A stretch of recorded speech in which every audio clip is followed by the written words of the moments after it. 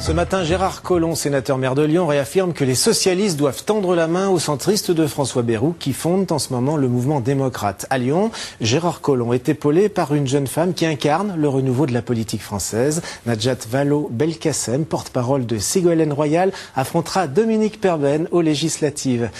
Madame Vallaud-Belkacem, pour battre un tel poids lourd, vous allez vraiment avoir besoin de ces voix du centre, mais qui ont fait défaut à Ségolène Royal. Alors, est-ce que c'est encore possible de les obtenir, ces voix ?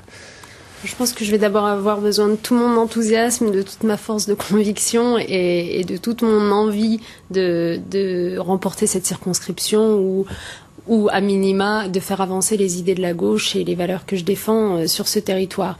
Dans l'absolu, vous savez, ça ne me semble pas perdu d'avance, très loin de là. Maintenant, est-ce que je vais avoir besoin des voix du centre ?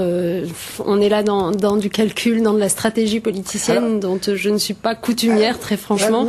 Je vous dirais simplement que compte tenu de la situation actuelle et de la division persistante entre Dominique Perben et Christian Philippe, les deux adversaires de droite qui se présentent en face de moi, compte tenu aussi de l'évolution sociologique sur cette circonscription et de la volonté de beaucoup d'électeurs de renouveau et puis même parfois de sortir des clivages de droite. C'est possible avec les dissensions de la droite, c'est vrai, mais est-ce qu'il n'y aura pas aussi des dissensions au sein de la gauche ? Parce que par exemple Claude Barthelone, proche de Laurent Fabius, a dit hier qu'un accord avec les centristes serait contre-productif.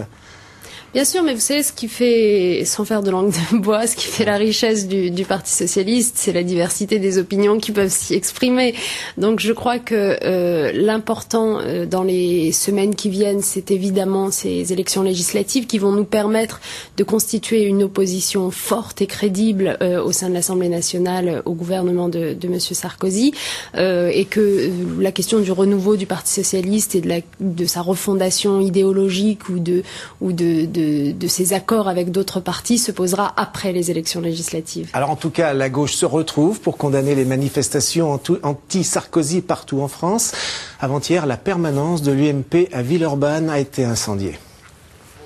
Beaucoup d'agitation autour de la permanence de l'UMP à Villeurbanne. Au moins 2 personnes auraient jeté 2 cocktails Molotov dans ce local. Les dégâts matériels sont importants, mais ils auraient pu être encore plus graves si un voisin n'était intervenu pour combattre les flammes avec un extincteur. Et c'est toute la classe politique qui se dit aujourd'hui indignée par cet acte de vandalisme. La socialiste Pascale Crozon, candidate aux législatives à Villeurbanne, est venue soutenir son adversaire Henri Chabert.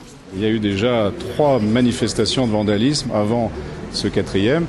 Donc voilà, de qui s'agit-il ? La police, encore une fois, le déterminera.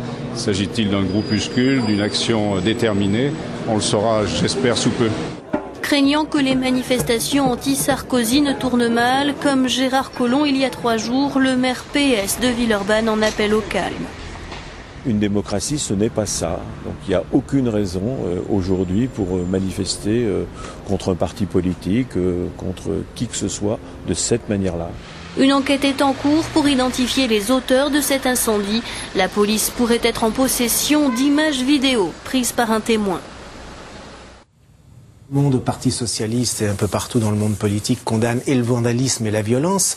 Mais moi, ce que je voudrais savoir, au-delà de ces violences, quelle peut être la légitimité de la rue après un scrutin ? On ne peut pas refuser toute légitimité à la rue. Je pense que dans de nombreuses occasions, elle a su montrer que quand elle s'est levée, quand elle manifestait dans le calme, je veux dire sans violence évidemment, pour défendre des valeurs ou des intérêts populaires qu'elle estimait pas assez défendus par le pouvoir politique, elle avait tout son intérêt de contre-pouvoir. En revanche, ce qu'il faut relever dans le cas précis que vous évoquez, c'est qu'on est 2 jours après un scrutin qui a pourtant rassemblé 85% des électeurs français, donc dont on peut estimer que tous ceux qui ont eu envie de s'exprimer ont pu s'exprimer à l'occasion de ce scrutin, et que ces émeutes ne sont rien d'autre qu'une remise en cause injustifiée et violente en plus de la loi de la majorité, dont on peut peut-être considérer qu'elle est insatisfaisante, mais qui est quand même la meilleure loi qu'on connaisse jusqu'à présent et qui est en tout cas la règle du jeu démocratique.